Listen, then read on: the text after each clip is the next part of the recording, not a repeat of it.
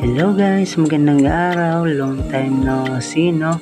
So ito pala yung gagawin ko ngayon guys, ang pagkabit ng naka 45 degree na elbow at mga tubo at flange. At yan yung mga sukat guys, at ito yung gagawin natin. So samahan nyo ako guys, let's go. So bago yun guys, magmask muna tayo para safety yung kalusugan natin, lalong lalo na yung baga natin. So ito pala yung elbow na naka 45 degrees, schedule 40, at ang sukat nun is 200. At ito yung mga pipe, at ito yung tinatawag na flange. Yan, ito yung flange guys na ikakabit din natin. So ito yung sukat nya, 5K 200. At dito na nga no, sinimulan ko na, iniskwala ko. Pag ganyan maiksi lang, pwede nang walang space yan, kasi pwede mo na mang-rotingan sa loob niyan. So, para may penetration pa rin kung i-check naman. Yan. So, tack na natin guys pagkatapos natin iskwalahin. Yan. Kaya ako pala inuna yung maiksi guys, para mas madali siyang ipatong sa mahabang pipe. Kasi kung uunahin natin yung mahaba, yung maiksi, baka may posibilidad kasi matumba yung mahaba. Kaya inuna ko yung maiksi. Yan. Kasi kaya din naman kasing weldingin sa ilalim niyan. Kaya wala nang ano yan, wala nang space. Pwede yan guys. Yan. Pagkatapos nyan, kabilaan talaga yan, naka-cross talaga yung pagtak natin. O yan. Iyan yung gusto kong, ayan yung ibig kong sabihin guys, na mas madali lang ipatong yung elbow tsaka yung maiksi na pipe na ikinabit natin nung una. Kasi kung yun na natin yung mahaba, tapos nasa ilalim maiksi, may posibilidad na matumba. O ayan guys, skwala pa rin, double check. Pag okay na, syempre pag mahaba guys, unahin natin yung gilid, bawat gilid. Huwag mo munang itak yung sa gitna niya, yung naka ano na sa elbow. Dapat gilid muna, dalawang gilid. Kasi i-check kasi natin yan kung naka 45 degree talaga gamit ito.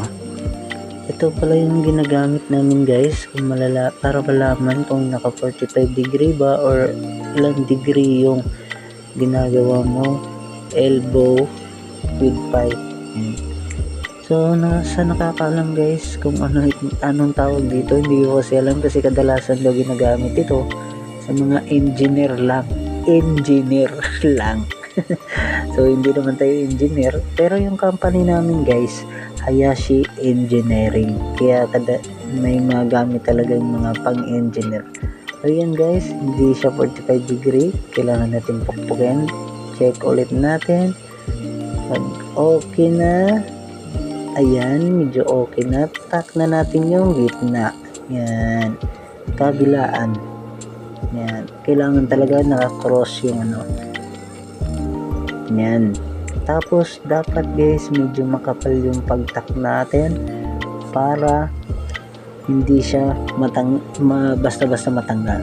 So ayan guys, bago ikabit yung flange, syempre ipatong natin, i-set up natin yung ano, para maging levelado yung magkabilaang side ng flange. Kasi pag hindi siya levelado guys, may degreeng mangyayari. Kasi pag hindi siya naka-flat, hindi naka level, kailangan dyan gamitan natin ng level bar. Yan. Pag okay, sa kabila naman, check din natin kung levelado ba talaga. At pag okay na yung level guys, kakabit na natin yung tinatawag na flange. O kailangan din natin gumamit ng level bar, yung mahaba. Yan. Siyempre yung magnetic guys ha. Kailangan din yung butas, yung dalawang butas, kailangan naka-straight sa level bar natin. Kasi yan yung magiging guide natin para sa level bar natin yan. Kasi yan yung guide sa mga bolt na ikakabit guys. Kasi idudugsong yan sa kung saan siya i-fit din sa barko. Yan. Pagkatapos, tap natin yung taas. At syempre, pagkatapos natin matap yung isa naman ang ikakabit natin. Huwag munang galawin para hindi pa rin yung pagka-level ng pipe. Yan. Ganun pa rin guys. Kailangan yung butas tsaka yung level bar ay naka-level talaga sila.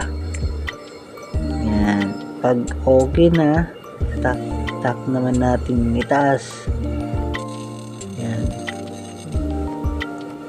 Yun.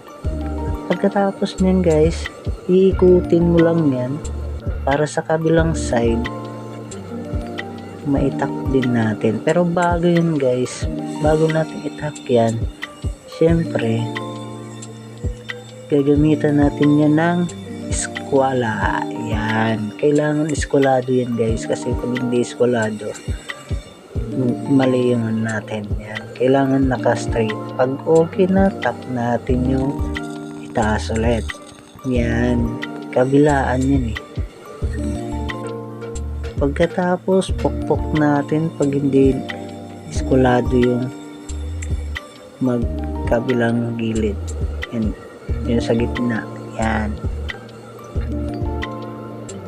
Pag eskwalado na ulit, tak ulit natin dito sa kabila. Syempre, yung sa kabilang side naman, taktin natin. Yan. Yan guys. So pagkatapos naman sa kabila naman, so hindi siya eskwalado, pukpok lang yan. Pero wag nyo pukpukin ng martilyong bakal guys ha. Yung kahoy siya. Yan. Pag eskwalado, paulit-ulit lang yan guys. Simple lang talaga siya. Paulit-ulit lang. Yan, tak ulit. Yan. Kabilang side. Yan. Yan lang guys. Madali lang talaga yung trabaho ko dito. Pero minsan may mga mahihirap din kasi may mga degree. Kaya ito pala yung finished product natin guys, no. Yan. Papakita ko sa inyo yung plano ulit, yung nasa papel. Ito yung plano guys. Yan. So ito pala yung product natin, oh. Yan, ito yun.